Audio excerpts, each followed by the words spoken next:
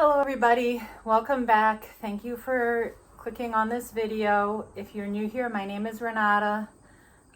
Today I thought I would talk you through repotting my Raphidophora decursiva from one pot into another. It's currently growing in pond, so I'm going to be doing a transfer from pond to pond. I'm just going to be sizing up the pot. So this is the plant as she is right now. So she's quite long.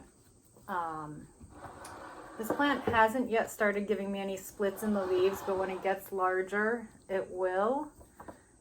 I think it might also need to climb up something in order to give me the splits. So I'm going to be moving it in the near future up against a wall and pinning it to the wall like that. So hopefully she will start giving me some nice splits in the leaves. So the first thing I'm going to do is show you the roots on this plant so you can see why I'm bothering to repot it, because it looks pretty healthy otherwise. So in order to do that, because I have it sitting in a cover pot full of water, I'm going to just drain the roots off a little and put it into my empty container here, and then move the plant closer to you and pick it up. All right, so there you can see the roots are really coming out of this pot, and it's time to give it a pot upsize. So I'm going to be putting it into this pot. So it's another self-watering system. It's got this inner pot insert, and as you can see, there's space at the bottom for water, for a reservoir of water for growing in semi-hydro. Because the plant is wet, I'm going to just leave the internal pot inside the cover pot, just to try to keep the amount of moisture I get onto my tabletop here as low as possible. So as I'm doing this, I will talk you through the process that I'm going through, but I will probably also chat at you about some other things. This is actually my first time transferring a plant from pond into a larger pot in pond. So I'm learning with you about how to do this. And I think I'm going to start by putting some pond from the big container I mixed up the other day into the cover pot. Into the larger pot. So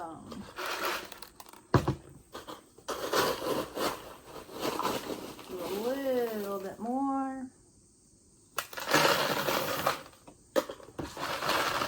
Okay.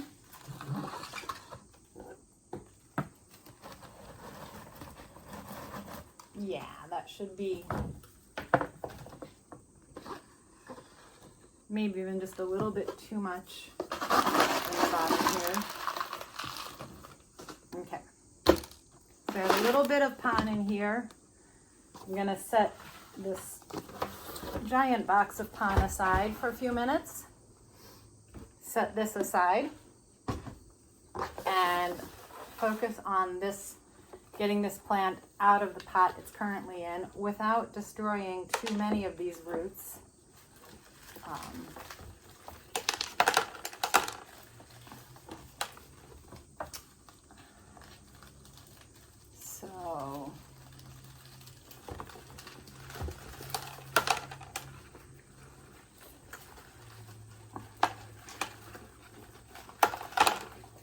So as you know, if you've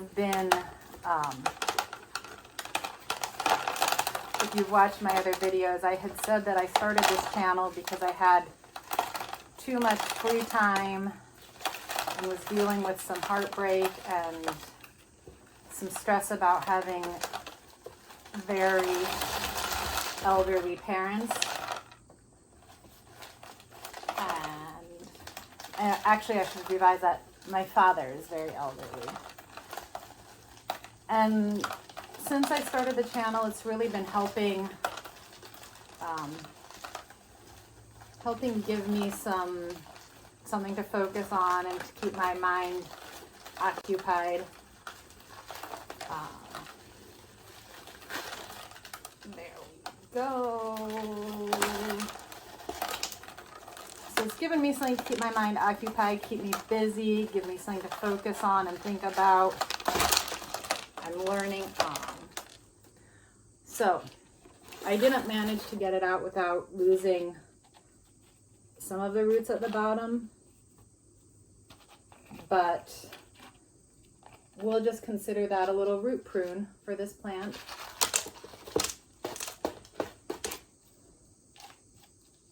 And put that aside there.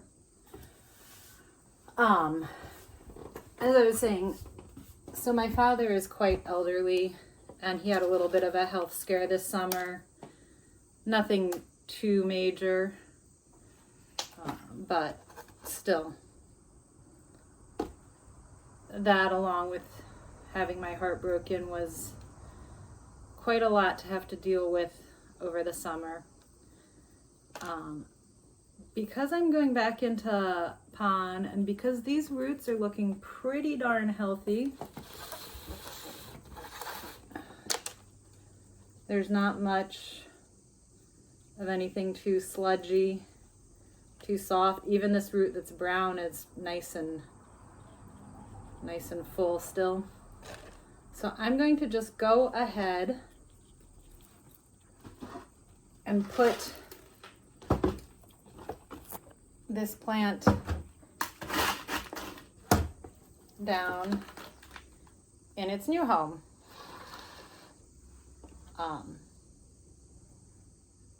But yeah,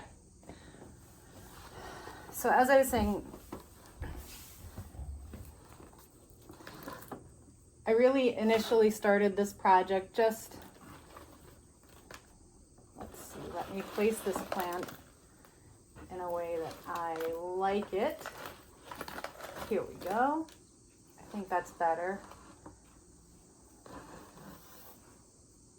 You can't see it, but trust me, the watering hole is here, so this way the two vines go off to the sides. Nothing is going to vine up over the watering hole. I've got a third vine here in the front. So because this pon is, because the roots look good, there wasn't rot on them, or not very much rot, and what rot was there had been in the cover pot. I'm gonna just go ahead and reuse this pon.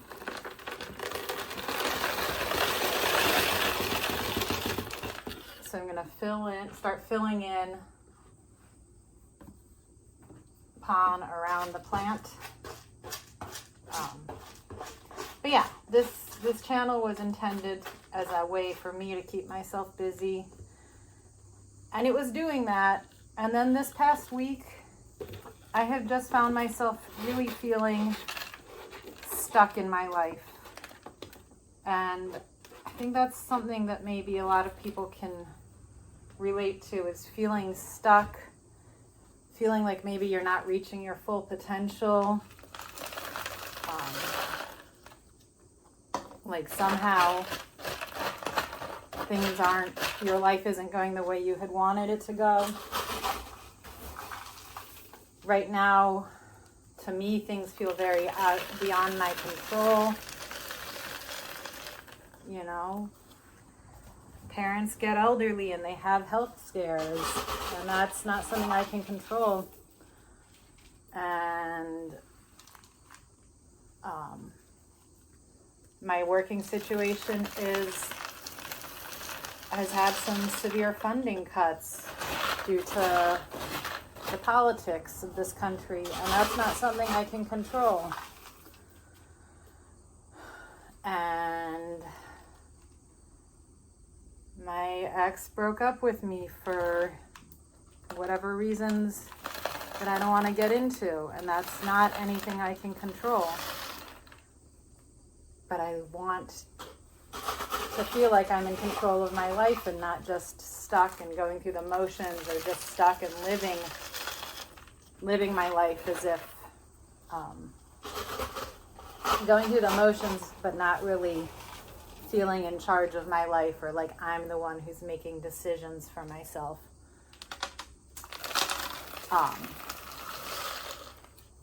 And I was talking with a friend about this feeling like I'm feeling stuck and feeling like I'm not reaching my full potential.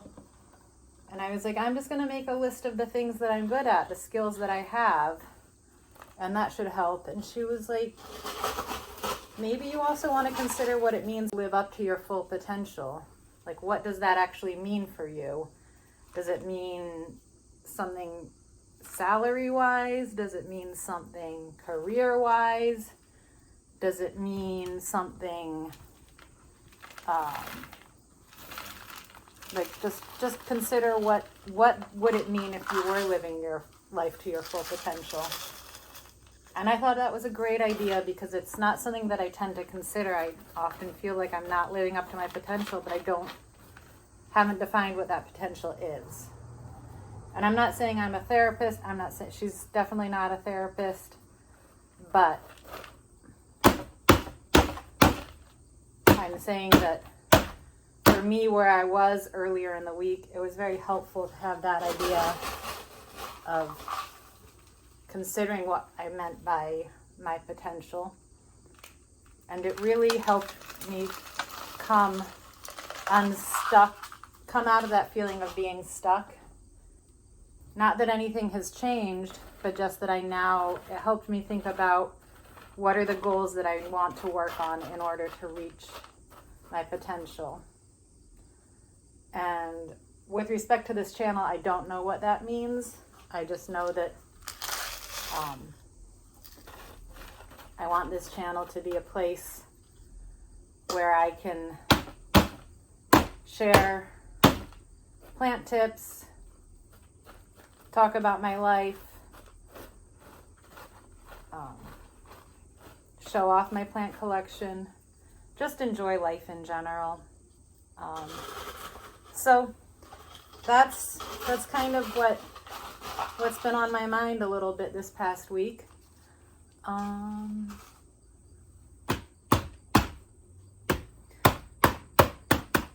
So as you're noticing, as I'm filling this, I'm just tapping on it gently to try to get the pond to settle down a little bit, so that when I start watering it, it doesn't all of a sudden settle on me and I need to refill it later. But I'm pretty happy with how it's done and how easy that was, how quickly it's been done. I thought I would have more time to talk to you, actually. So that was actually a very quick and easy repot. I'm going to say I'm done putting pon in. I'm going to cover up my bin of pon. And I'm going to take the old cover pot that still has the water in it. I don't want to spill water everywhere. There's water in there. And I just watered this plant this morning. So I'm going to go ahead and dump the water in here and sort of water in the pond that way. Normally I would just fill in normally when I water this plant, I will just water in through the little, come on, move out of the way, through the little hole here to get to the water reservoir. But because this pond is new pond that I've just put in, I'm going to sort of water it in from the top.